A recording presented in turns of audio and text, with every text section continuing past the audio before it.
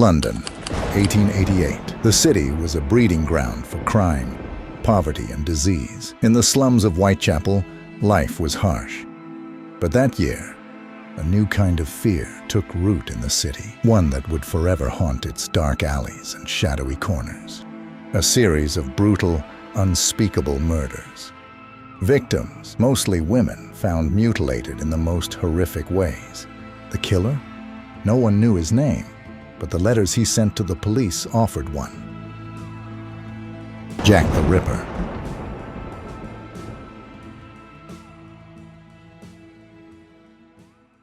Over 130 years later, his true identity remains a mystery.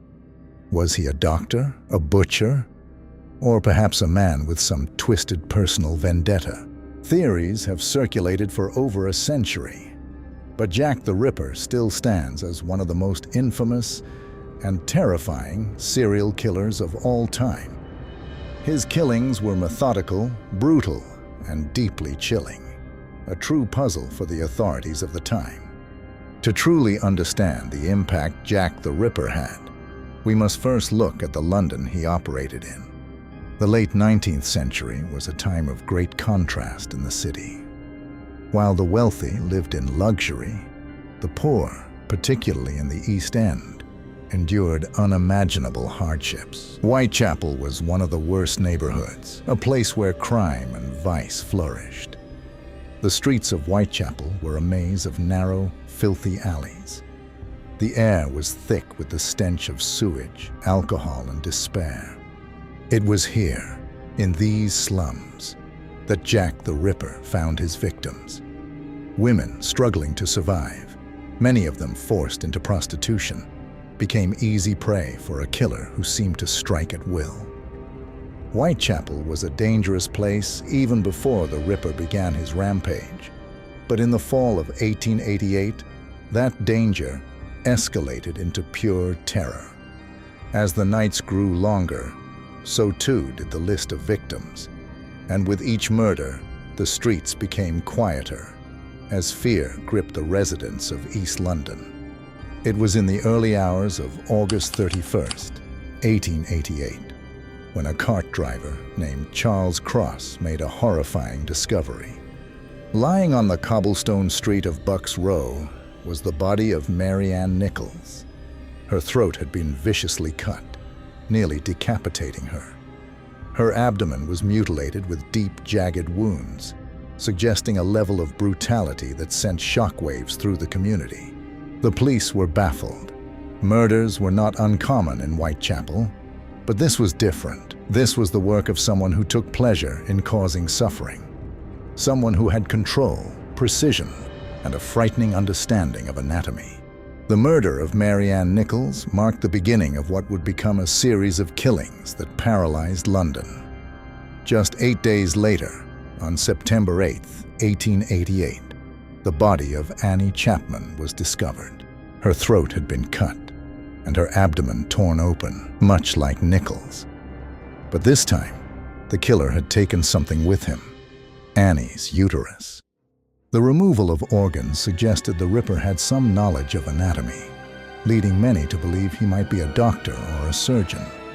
Panic swept through Whitechapel as rumors began to swirl. Who was this monster stalking the streets, choosing his victims at random and leaving their bodies mutilated beyond recognition? By the end of September, the terror had reached a boiling point. The police were scrambling to catch the killer, but he seemed to always be one step ahead. On the night of September 30th, Jack the Ripper escalated his reign of terror. That night would be known as the double event. At 1 a.m., the body of Elizabeth Stride was found in Dutfield's yard. Her throat had been cut, but the rest of her body was untouched. It appeared the Ripper had been interrupted, forcing him to flee before he could finish his gruesome work. But he wasn't finished. Less than an hour later, another body was discovered. Catherine Edwards, found in Mitre Square, had been mutilated in a manner even more horrific than the previous victims. Her face was slashed, her abdomen torn open, and her kidney removed. It was clear that Jack the Ripper was growing bolder, more confident, and far more dangerous. The double event sent the city into a frenzy. 2 murders in one night, just minutes apart. The police were under immense pressure, but every lead seemed to go nowhere.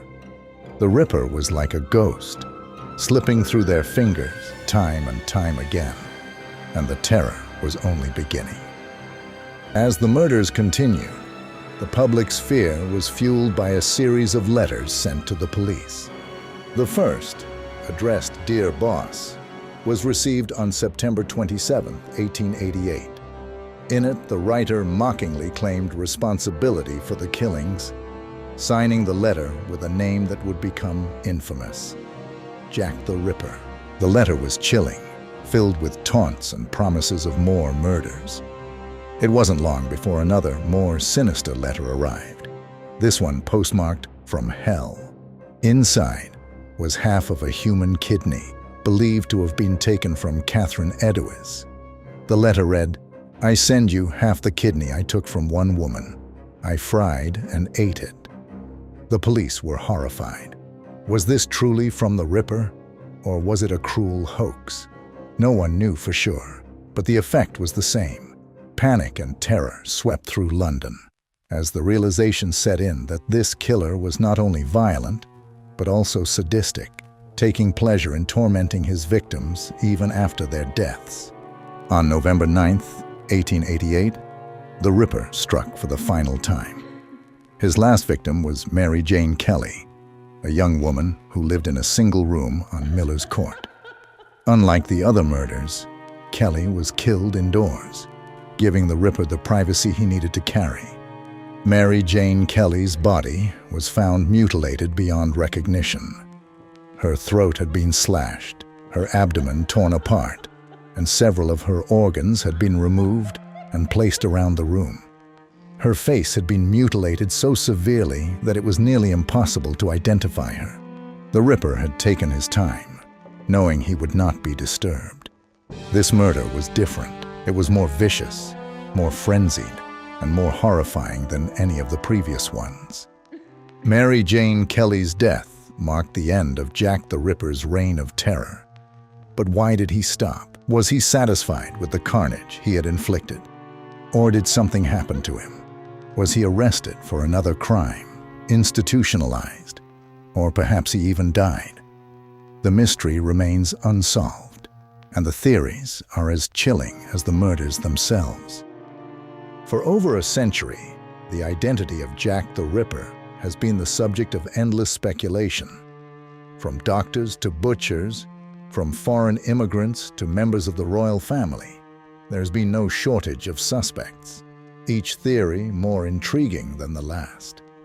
One of the most popular theories points to a man named Montague John Druitt, a barrister and teacher.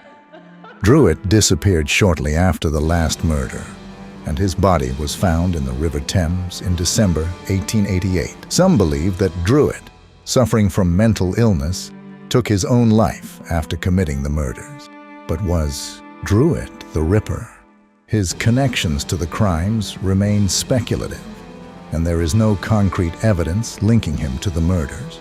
Others believe the killer could have been Aaron Kosminski, a Polish immigrant who lived in Whitechapel and was known for his violent tendencies. Kosminski was later committed to an asylum, but no direct proof exists that ties him to the murders either. Some even suggest that the Ripper could have been a high-ranking member of society, someone with influence and access to surgical knowledge. Sir William Gull, Queen Victoria's physician, has often been named as a suspect in this royal conspiracy theory. It's claimed that he was part of a cover-up to silence women who knew too much about the inner workings of the royal family. This theory, while tantalizing, is considered by many to be nothing more than a wild fantasy. But the fact remains, whoever Jack the Ripper was, he was never caught. His identity, motives, and background remain one of the greatest mysteries in the history of crime. Jack the Ripper's legacy has endured, not just in the annals of criminal history, but also in popular culture. His name has become synonymous with fear, mystery, and the macabre. Films, books, and documentaries have all attempted to solve the riddle, but none have succeeded in unmasking the man behind the legend. Over 130 years have passed since the Whitechapel murder.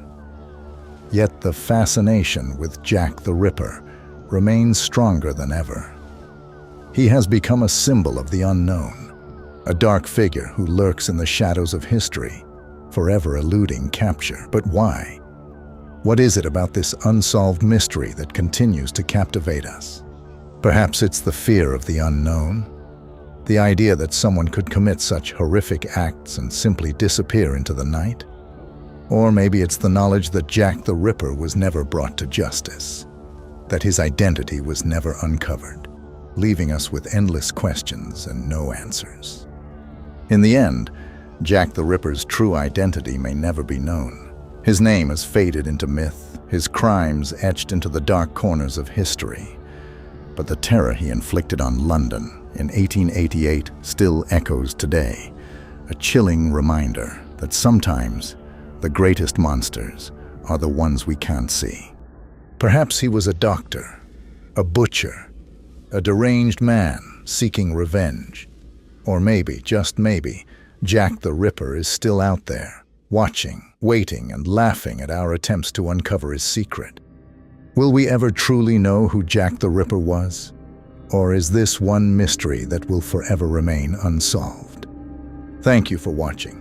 If you found this story as chilling as we did, don't forget to like, share, and subscribe for more mysteries, unsolved crimes, and the darkest tales from history. And remember, the shadows of history are always watching.